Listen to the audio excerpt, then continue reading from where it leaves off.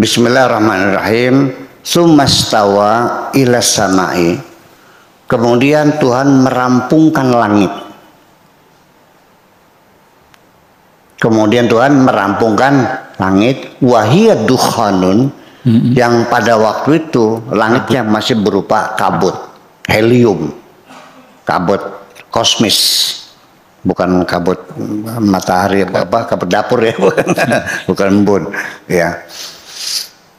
Wa qala laha walil ardi ya tau'an au karha. Lalu Tuhan berkata kepada langit dan bumi, datanglah engkau menghadap kepadaku tau'an secara sukarela, au karha atau secara terpaksa. Qalata, langit dan bumi mengatakan, ataina ta'in, kami datang dengan sukarela. Adapun di ayat-ayat dana fatadalla, ya surat Al-Mi'raj itu, Al-Mi'raj itu Siti Aisyah menjelaskan, itu bukan Allah yang datang lalu uncang-uncang gitu tuh. Masa Allah uncang-uncang? Itu adalah malaikat Jibril, bukan Allah. Itu. Jadi kita nafikan dalam pikiran kita, jangan sampai Tuhan bertempat di suatu tempat. Kalau ada di langit berarti nggak ada di bumi dong. Betul nggak? Pak Afkar sekarang ada di mana? Jarang pinggan. Pinggan. Di rumah ada nggak? Nggak ada. Allah tidak bertempat. Allah itu tidak terikat dengan dimensi waktu, dimensi tempat, dan dimensi apapun. Karena Allah itu berada di mana saja.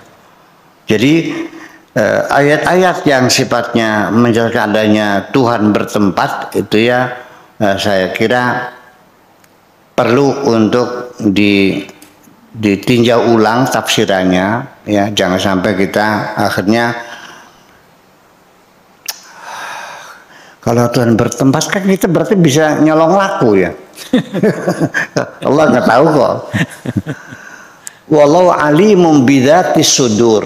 Allah itu maha mengetahui apa yang ada di dalam dada kita. Indonesia saja 270 juta orang. Dadanya Allah tahu semua. Dan manusia sekarang ada 8 miliar. Isi dadanya Allah tahu semua. Jadi Allah di mana adanya? Nah makanya sesungguhnya ya itulah persoalannya, ketuhanan itu dalam agama Islam itu apakah kita jadi apa namanya menjadi satu hal kesulitan ya sekali untuk menerangkan. Dan pada akhirnya percayalah, tidak ada kalimat, ungkapan, bahasa yang bisa menjelaskan Tuhan. Karena semuanya huruf-huruf itu terbatas. Hurufnya sendiri terbatas, tidak bisa menerangkan dirinya sendiri. Bagaimana bisa menerangkan Tuhan? Tadi saya sudah tulis B L O O D, double O, kan dibacanya O, dibacanya apa? Blood. Begitu B O O K dibacanya book. S O O N so. Ini huruf apa ini? Kok ini baca blood? Ini book, ini sun. Dia tidak bisa menerangkan huruf O itu bunyinya apa. Bagaimana bisa menerangkan Tuhan? Ya kan seperti itu. Jadi akhirnya, jadi artinya begini. Udah sekarang gini aja deh. Di ruangan ini, radionya Haji Mustafa, SIS FM, ada nggak di ruang sini?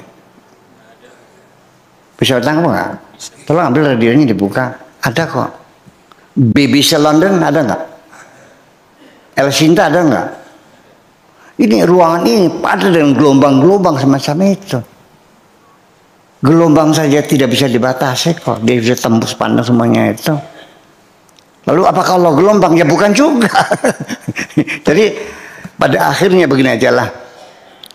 Jadi orang yang sudah kenal Tuhan, yang sudah ketemu Tuhan, ketika ditanya seperti apa Tuhanmu, Kalau dia masih seperti anu, pasti itu iblis. Kalau Tuhan sebenarnya, dia akan mengatakan bahwa Tuhanku tidak seperti apa-apa. Selesai gitu aja. Terima kasih.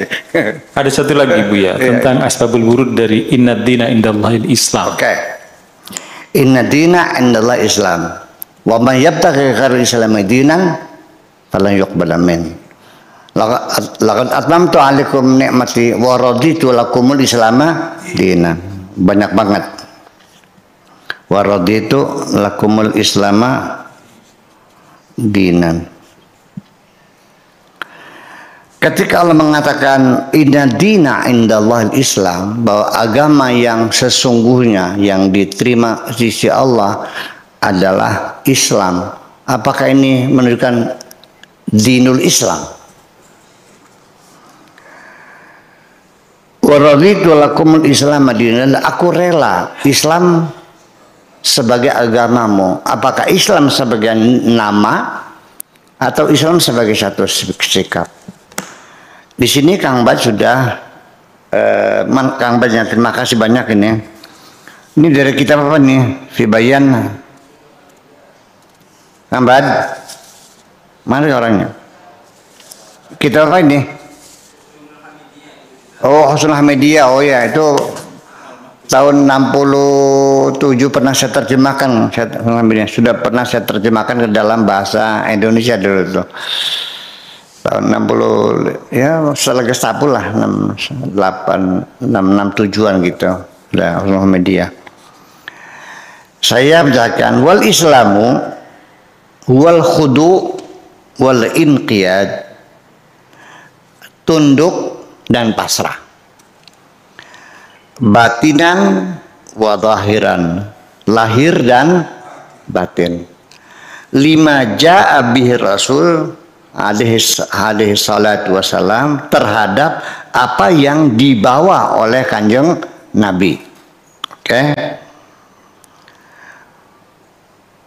Wa ulima maji'uhu atau Abu alima maji'uhu bihi bid-darurah, dan diketahui kedatangnya itu secara aksioma, bid-darurah. Ai alima maji'ahu bihi yakinan, tahu kedatangannya secara yakin. Fakullun minal imani wal islami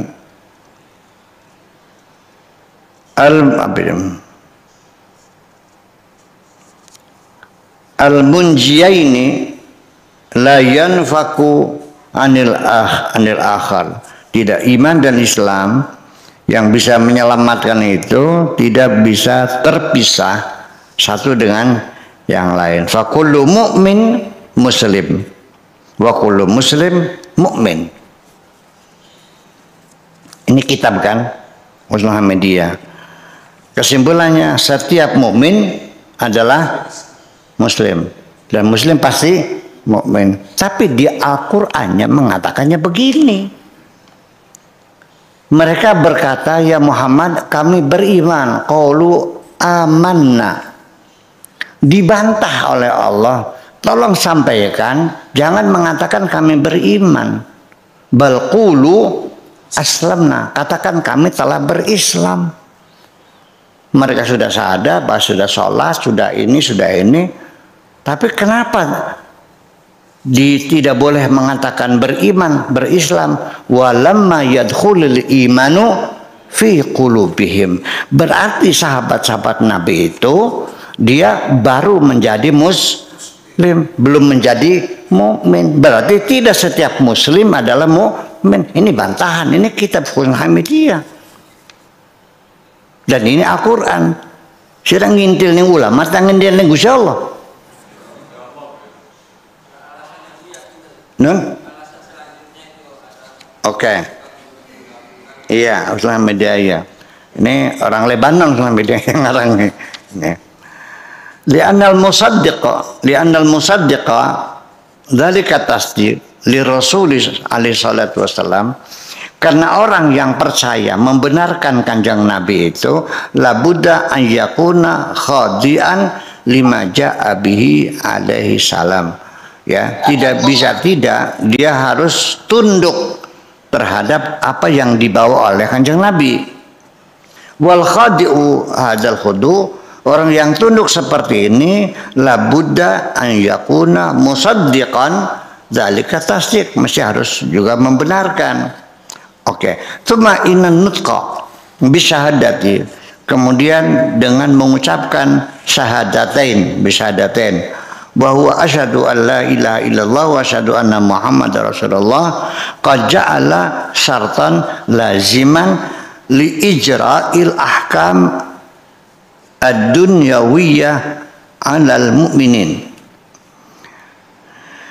Jangan mengucapkan asyhadu an la ilaha illallah itu membuat menjadi satu persyaratan yang mesti diberlakukannya hukum-hukum duniawi bagi seorang yang beriman, min nahwi munakahatihi wa salati, pernikahannya, salatnya, ya, khalfahu, di belakangnya menjadi berjamaah, wa salatu alaihi, dan mensalatinya, wa dafnihi, dan juga dikuburkannya di pemakaman Islam, fi maqabiril muslimin, ya. Fa idza lam yantiq bihima li'udhrin, kalau nggak bisa mengucapkan karena halangan, kalau harus seperti bisu, au lam yatamakkan minan nutqi, atau tidak mampu mengucapkannya bihima dengan bahasa itu, bi an mata, ya, namanya akba ma'amana biqalbi, setelah dia beriman dengan hatinya belum sempat mengatakannya, au ittafaqa lahu, atau telah menyepakati, ya, lahu adaman nutqi, dengan tidak mengucapkannya, bihima, dengan dua syarat tadi, ba'dal iman, setelah beriman, biqalbi, dengan hatinya, aidon juga, bahwa mu'minun indallah ta'ala, itulah yang beriman. Apa itu? Wa abaha fil akhir, bagus ya. Lakinna min kulli lakinna man imtana'a an nutqi bihima, tapi orang yang tidak sempat mengucapkannya dua syarat tadi, inadan, karena membangkang, nggak usah dah, cukup dia saja, membangkang, tidak mau, badaan uridu alaihi, setelah ditawarkan tetap dia nggak mau, sudah saya beriman, nggak usah ngucap lagi, dzalika fahuwa kafirun wal iyadu billahi ta'ala, naudzubillah min dzalik. Wal ibrata bitasdiqil qalbi, dan tidak dapat dinilai pembenaran hatinya tadi, alladzi yahsulu minhu, yang telah diucapkan, lianna hadzal imtina qad ja'alahu asy-syara' munafiyan lil iman, dengan tidak mengucapkannya berarti bertentangan dengan rasa keimanan. Wa hukima bi kufri sahibihi, berarti masih kafir. Usulul Hamidiyah ini pernah saya terjemahkan ke teman bertujuh, alhamdulillah, dan ini benar-benar kitab menerangkan sifat 20 ujung-ujungnya mah secara filosofis. Jadi pada akhirnya ini sudah saya baca, ini sama sekali tidak memberikan pemahaman secara substantif.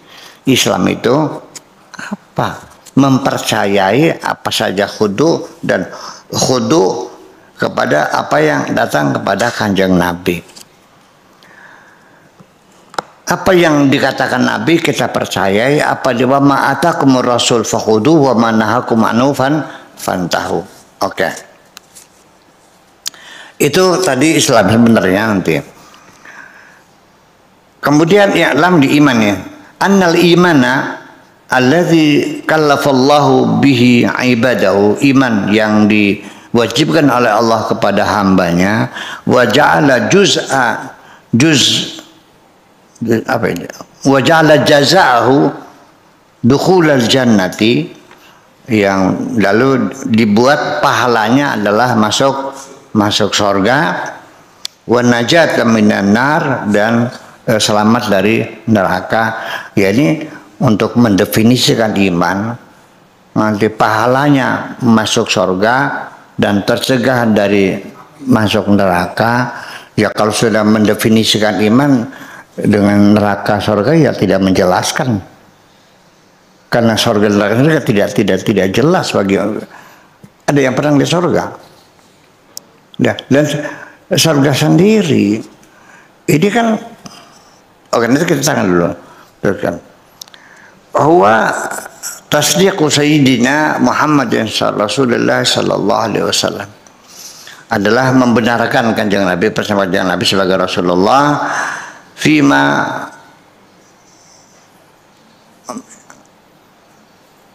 ulima maji'uhu alima maji'uhu, yang diketahui kan kedatangannya bidarurati salah i'tiqadu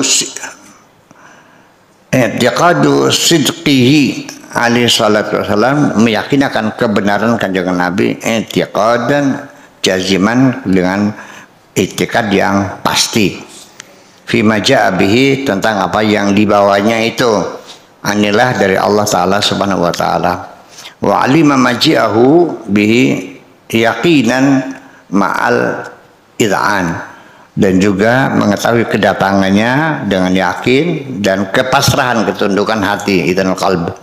Lidzalika wa dzalika mithlu al-iman billahi ta'ala, seperti beriman kepada Allah Ta'ala, wa malaikatihi wa kutubihi wa rusulihi wal yaumil akhiri wal qada'i wal qadari. Iya, ini termasuk qada-qadar, rukun iman. Mu'tazilah percaya enggak sama qada-qadar? Dia muslim enggak? Nah, itu persoalan. Ini menjadi persoalan. Iya. Waftiradu salat dan kewajiban salat, wa baqiyatul ibadat, dan ibadat-ibadat yang lainnya yang sebangsa Islam itu, minaz zakat, wasiyam, wal hajj al mustati' bagi orang yang mampu, wa tahrimu qatl nafas al ma'sumah, ya, membunuh itu zulman secara zalim, wa zina dan zina, wa amsalu dzalika, dan sebagainya. Ya, ini kamban, ini tidak mendefinisikan iman, tidak mendefinisikan Islam, hanya dari sudut pandang, salah satu sudut pandang, sehingga orang bacanya paham dari sudut pandang tertentu, bahwa iman itu nanti pahalanya dapat surga, nanti juga selamat dari neraka. Iya, gitu kan tidak bisa didefinisikan dengan seperti itu. Orang Islam adalah orang yang nanti masuk surga. Kalau non Muslim bisa masuk surga enggak? Nah, sekarang di Al-Qurannya ada orang tidak percaya kepada Nabi Muhammad. Dia min ahlil kitab. Ada nggak yang beriman? Nabi Muhammad tidak percaya, tapi Al-Quran mengatakan wa minal ladzina utul kitaba wa ladzina amanu min ahlil kitab, dan orang-orang beriman dari golongan ahlil kitab. Berarti ada ahli kitab yang beriman, ada dari umat Muhammad yang beriman, ada dari umat Nabi Musa yang beriman. Itu persoalan. Nah, jadi artinya ini kajian-kajian sosial media, ini kajian-kajian filosofis sesungguhnya, ya, bukan ini.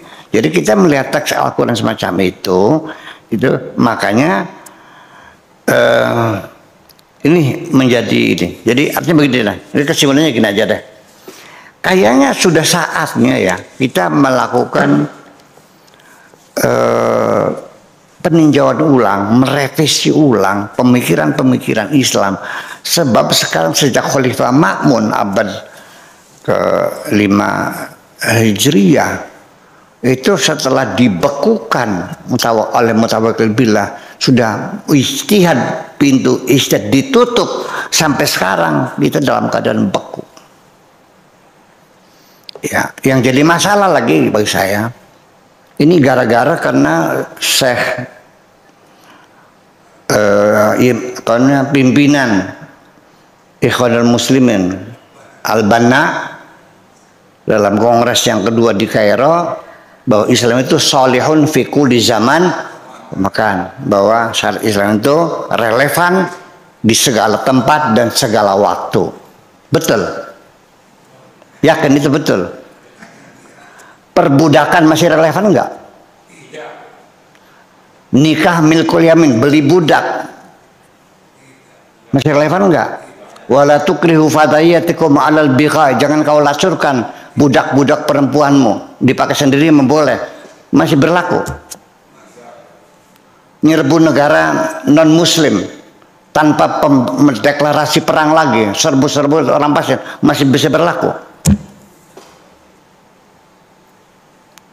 Itu persoalannya.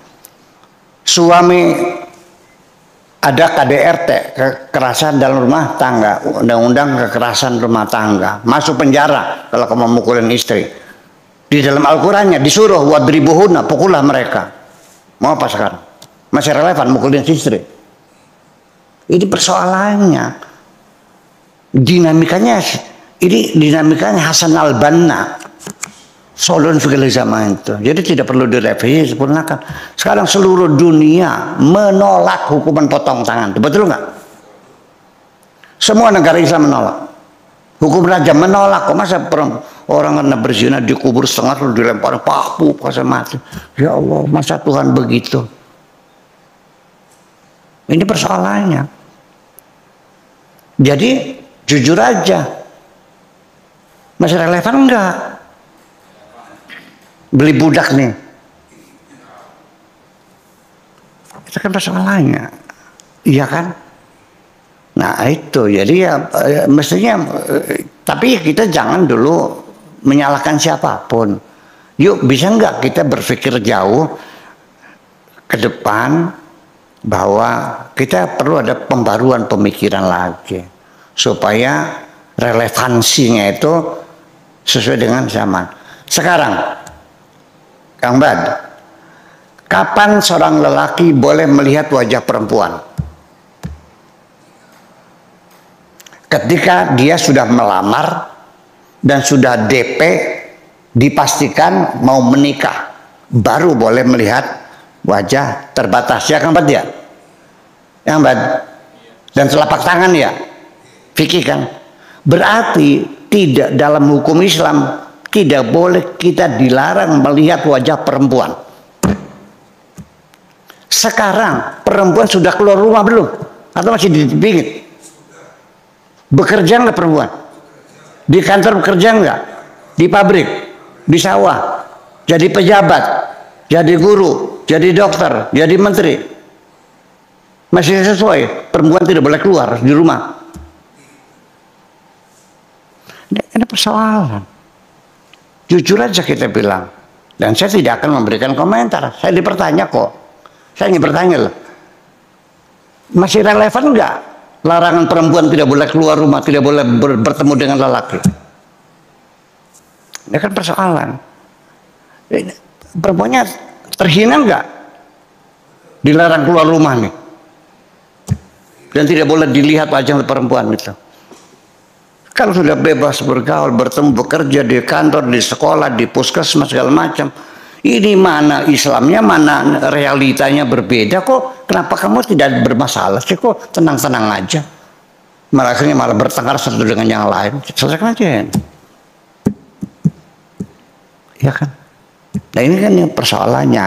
Nah lalu di mana kekhuduan kita kepada, ya ini larangan perempuan keluar rumah tidak boleh dipandang oleh laki-laki itu, apa itu ajaran Nabi atau tradisi Arab? Nah itu persoalannya Kang Bad. Jadi apapun definisi itu hanya sekedar bukan mendefinisikan, bukan had namanya, bukan ta'rif, tapi sebagai qaulus syarih, ya, yang namanya dengan